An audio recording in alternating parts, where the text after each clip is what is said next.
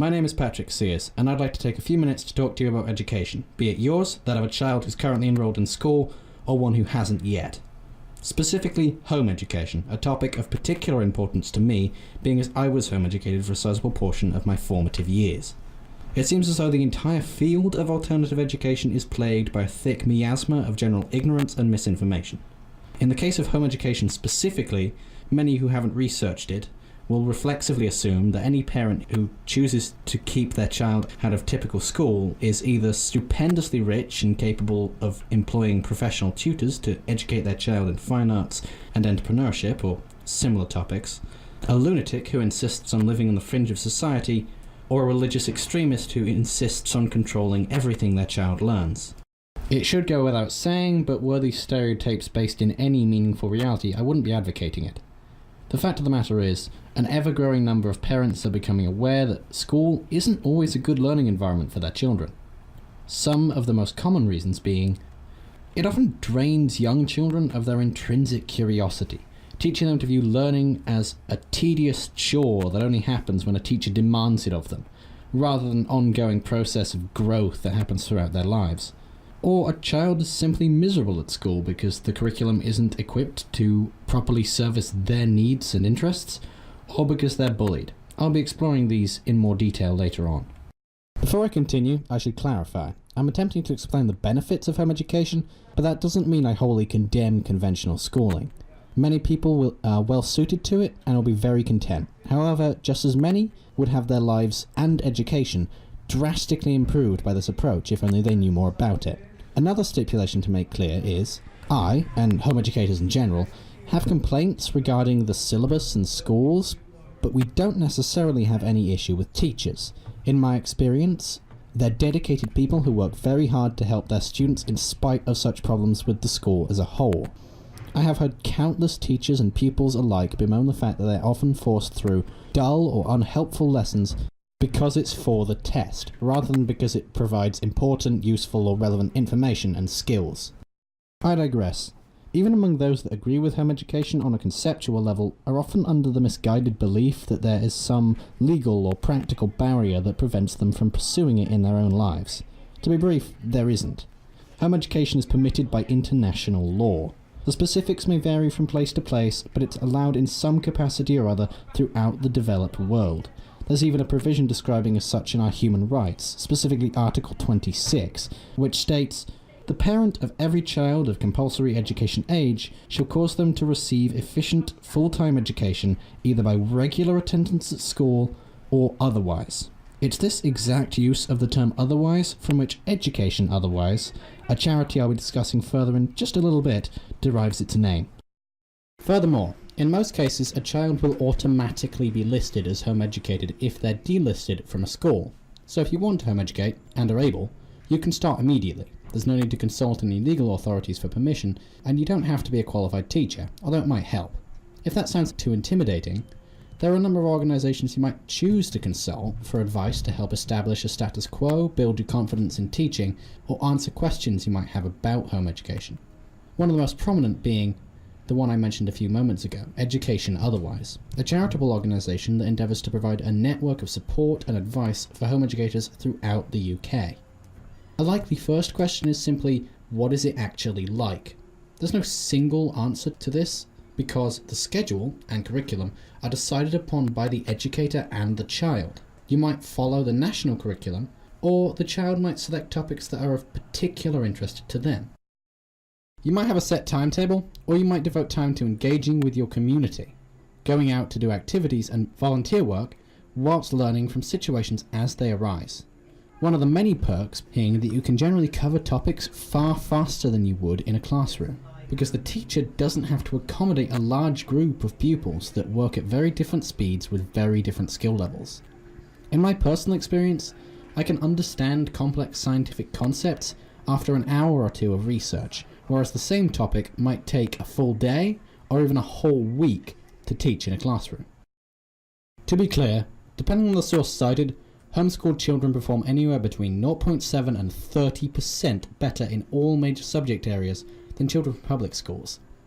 A common argument against home education is that school helps to develop social skills, and that those outside of it will be socially stilted and lonely. My counterpoint is, typical schools condition children to blindly follow or even fear authority figures like teachers, having a negative impact on their confidence and willingness to share their thoughts and opinions. Plus, they'll only mingle with those that are similar to them in age, ability, and interests. In contrast, home-educated children, like myself, are often observed to be more socially developed, because they learn from and socialise with people from very different walks of life, and are a variety of ages, with a more flexible power structure. In addition to this, reports of bullying from school children are, according to some sources, more than 2.5 times more common than those of their homeschool counterparts. This all suggests a demonstrable improvement in the social and practical skills taught at home, where the educator can cater to the specific needs and wants of their child, in comparison to at a school.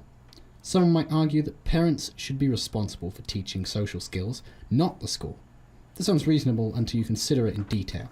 Some parents might be caring and skillful enough to provide appropriate tutoring in these areas, but there are approximately 70.4 thousand children in public care in England alone as of 2016. And when you add the number of parents that are unable or unwilling to effectively teach social skills, that would leave many, many thousands of children without the means to develop those important skills. Of course, this is also one of the major issues with mass adoption of homeschooling. It's not scalable. I maintain it's effective for many individual families, but it's entirely dependent on circumstances. So it should be seen as a desirable alternative to public school for those that are fortunate or dedicated enough to do it, not a standard to replace school.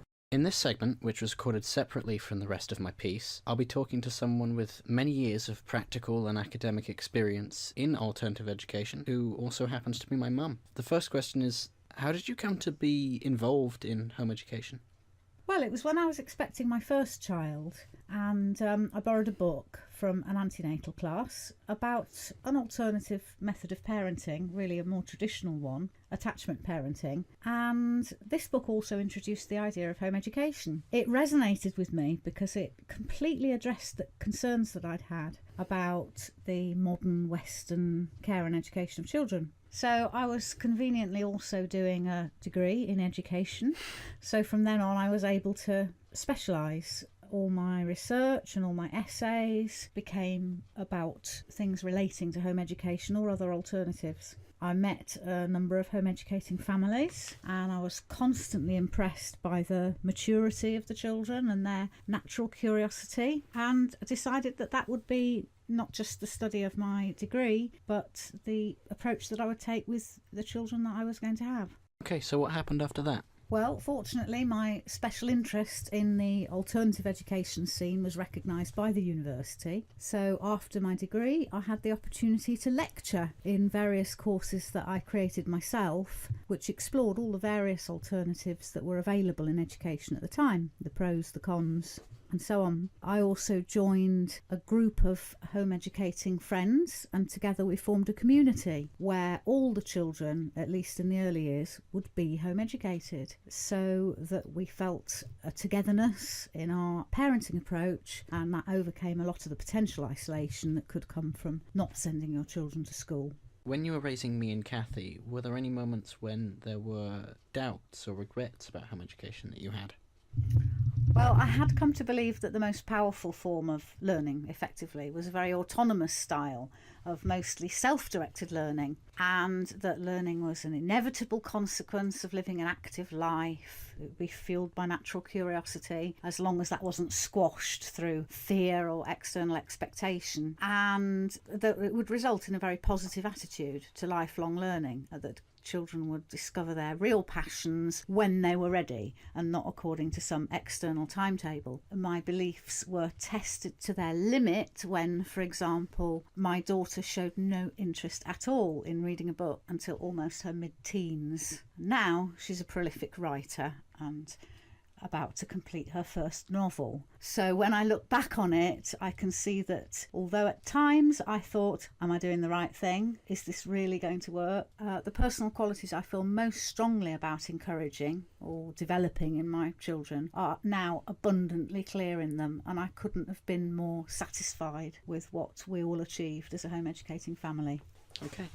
Thank you for helping me with this, Mum. I've really enjoyed talking to you. Thank you, and goodbye. I love you, Mum. Thank you for home educating me. It was one of the best things you have ever done for me, and you have done a lot of things for me, so that's quite a significant achievement. Aww. Thank you for listening. If any of what I've said has piqued your interest, I encourage you to do your own research and decide on your own if homeschooling is right for you and your family. I've been Patrick Sears. I'll see you next time.